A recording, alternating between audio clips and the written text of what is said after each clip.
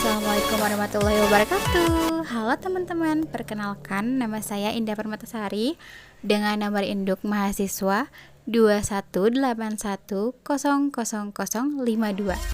dan kini berkuliah di semester 1 Fakultas Ilmu Komunikasi Universitas Putra Indonesia Cianjur. Pembuatan video ini bertujuan untuk memenuhi tugas ujian tengah semester pada mata kuliah Pengantar Ilmu Komunikasi. Nah, di video ini saya ingin menjelaskan tentang komunikasi nonverbal. Penasaran seperti apa? Check this out.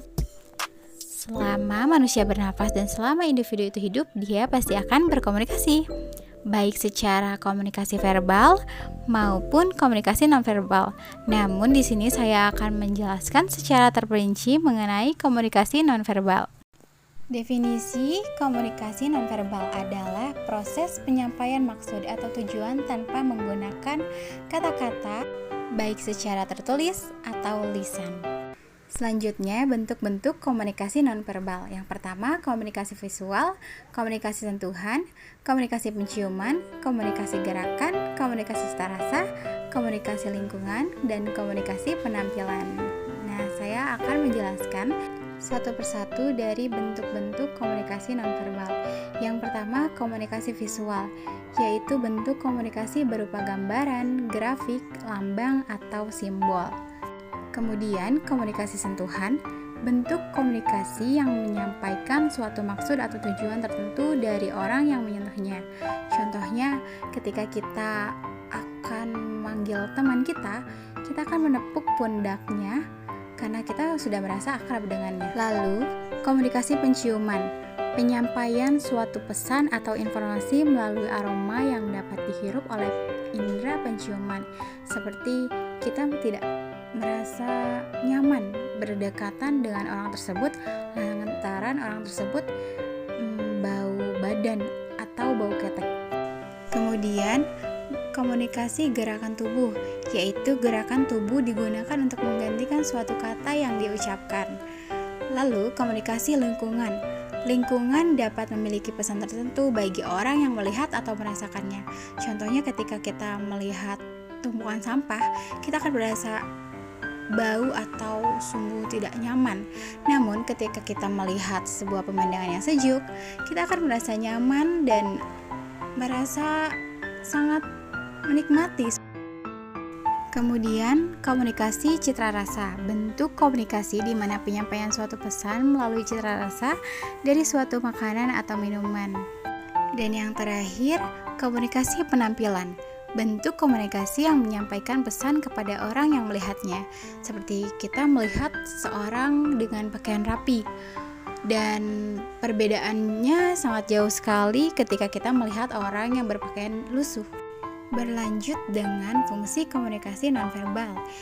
Menurut gerakan mata, yang pertama ilustrator, yaitu pandangan ke bawah, misalnya dia menandakan kesedihan atau depresi.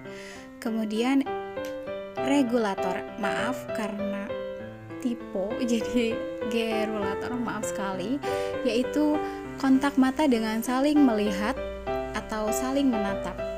Kemudian penyesuaian, yaitu kedipan mata, misalnya dia sedang cemas. Lalu affect display, yaitu pembesaran pupil mata, misalnya dia sedang marah.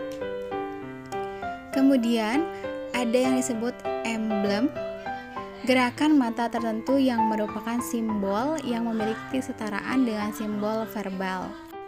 Selanjutnya, pentingnya komunikasi nonverbal, yaitu mulai dari lahir hingga meninggal, bayi mulai memahami kata-kata ketika umur 6 bulan.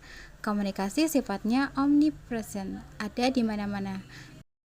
Namun merupakan resep penting dari interaksi manusia. Kemudian contoh-contoh komunikasi nonverbal, yaitu yang pertama gerak isyarat, bahasa tubuh, kontak mata, dan ekspresi wajah.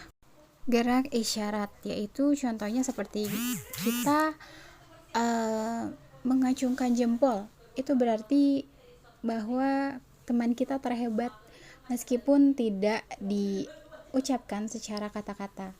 Kemudian bahasa tubuh, ketika kita tidak nyaman dengan seseorang, kita akan merasa menghindar, dan dia pula akan merasakan sebaliknya. Lalu kontak mata. Kontak mata sangat penting dalam komunikasi nonverbal ini, karena kita bisa melihat seseorang dalam keadaan seperti takut, marah, dan sebagainya. Lalu yang terakhir, ekspresi wajah. Ekspresi wajah itu benar-benar sangat menggambarkan komunikasi nonverbal, karena dalam berekspresi terdapat banyak sekali perasaan bahagia, kecewa, sedih, sakit hati, dan depresi. Nah, teman-teman, mungkin hanya itu yang bisa saya paparkan mengenai komunikasi nonverbal. Baik buruk atau kurang lebihnya, tolong dimaafkan ya. Mungkin sekian pemaparan yang dapat saya sampaikan kali ini. Saya ucapkan terima kasih buat teman-teman yang udah menyimak. Sampai jumpa lagi di video selanjutnya. Wassalamualaikum warahmatullahi wabarakatuh.